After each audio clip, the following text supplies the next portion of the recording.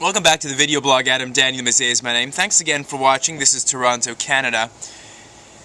And let's begin. So I really like people who have kind of interesting hobbies, not fetishes necessarily, but people who have like really interesting hobbies. For example, there's my friend David Fung, F-E-N-G, David Fung in Beijing in China.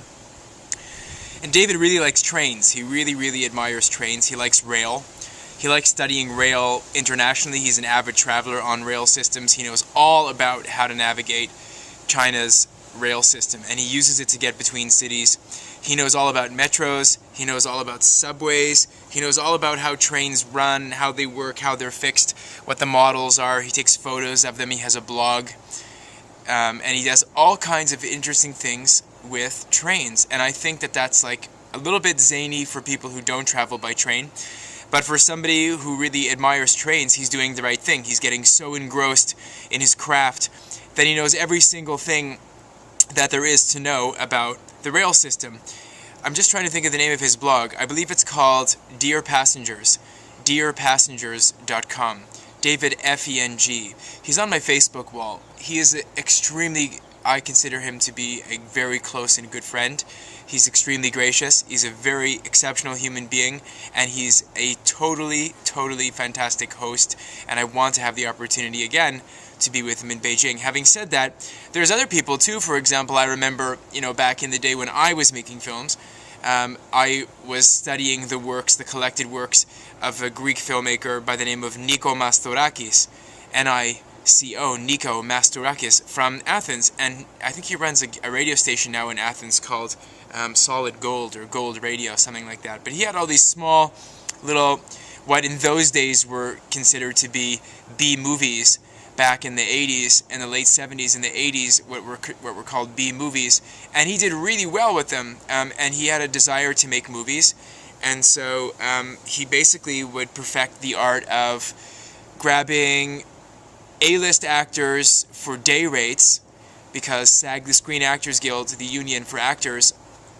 would have day rates that would range anywhere from, $500 to $800 a day. And he'd hire people like James Earl Jones, or, he'd get like famous musicians like Roger Daltrey or Huey Lewis, or, Vanessa Redgrave. He'd get like all these famous actors to act in his films for like a single day, British actors, what have you. And then he could use these various actors on all of the P&A, on the prints and advertising, on the marketing, the packaging of the film, and that's how he would actually make a living from a lot of his movies. I watched pretty much every one of Nikos Mastorakis' movies, and I really liked the way that he would pioneer the bonus features, something that really hadn't been leveraged really well in the mid-90s, but he was always packaging most of the DVDs that he would sell, or the video cassettes, but I already had reached his canon, I'll call it, by the time DVDs were out. So he had these bonus features that a lot of filmmakers weren't really leveraging, didn't know how to use well. And on those various pieces, he would talk a lot about the craft of making movies, and he would always kind of sort of inspire his following to, master your craft. He'd always say, he'd say, really become a maven in what you're doing and know everything there is to possibly know about the film business, from the distribution angle to the technical angle, to the casting angle, to the directing angle, to the production angle. He said, know every single thing there possibly is to know about making movies, and you'll be a good filmmaker. And Nikos Mastorakis was exactly this kind of guy. An auteur, a control freak, really likes to shoot his own pictures, knows how to work, the camera in those days, and just would have like a vision for his films. And some of the films that he made were a little bit on the hokey side, but some of them were really good. The last one that I saw he shot in 2000, which was called .com for Murder, which starred Natasha Kinski and starred Huey Lewis as a CIA operative, and there was another famous actor, hot American actor at the time in that year, and I'll get her name in a moment. You can look it up on IMDb. I'm ashamed that I don't remember her name. I see her in my vision right now, blonde actress. Just exceptional how he did that. There's another guy who had a kind of a fetish. Or, for example, there's Art Lindsay III, another one of my friends in Peoria, Illinois. It's true.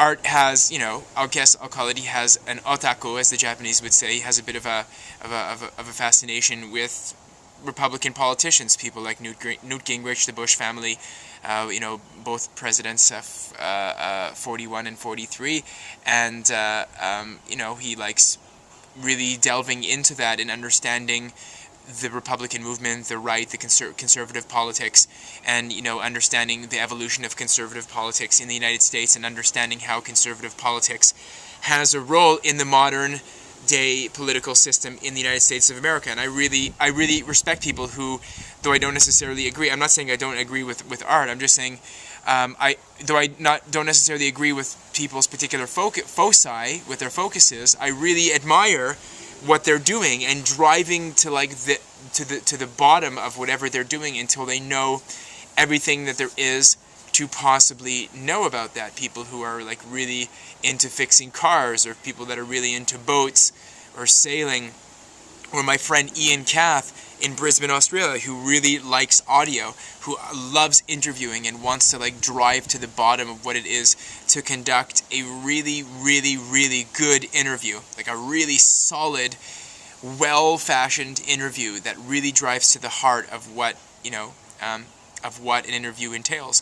Or my friend Raz El Maliach, for example, in Israel, who's a fantastic author who writes some of the best short stories that I've read in a short period of time, about a variety of different subjects, and he really delves into the subject material like in a really invasive sort of a way, and he gets into it in a really massive sort of way, and I respect that. Or Mitch Joel in Montreal, who just is like a total maven when it comes to marketing. He can sit and talk about marketing in the advertising business, and marketing science, and consumer behavior, and social psychology. He can talk about it until the cows come home, and he blogs about it, and he podcasts about it. And anyway, I can go on and list the examples of the people that I think are mavens in their craft, but really become good at what you want to know about, you know, like when I get into historical eras and subject material, I really just go to the end of the wall when I study a historical era.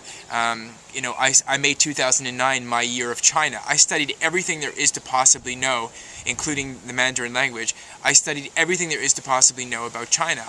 Because of that year, I'm much more informed about the country, and in discussing Chinese politics and Chinese affairs and Chinese business with my colleagues, you know, around. I happen to be studying a lot about Japan now. I'm also kind of engrossing myself in that world as well. So I'm studying everything there is to possibly know. And there's a reason for that, of course. It's a personal reason.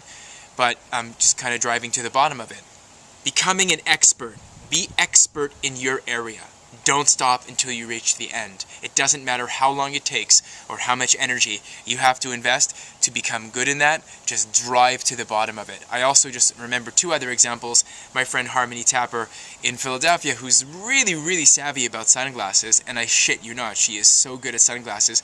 And then my main man, James Carls in Montreal, soundchoicedj.ca. James knows everything about the Billboard charts and music, and anytime I have a musical question, I just fire him a question, and he gets back to me.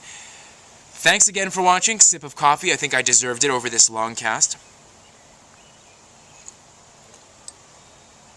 And of course, I cannot forget Vincent Ferrari with his excellent political science and his analyses and his basic understanding of civics, American civics and politics. Take care. Catch you again tomorrow. Hope everybody likes the blue shirt. Powder blue, baby. Now I gotta get pink, yellow, orange, some other action in there. We'll see how it goes.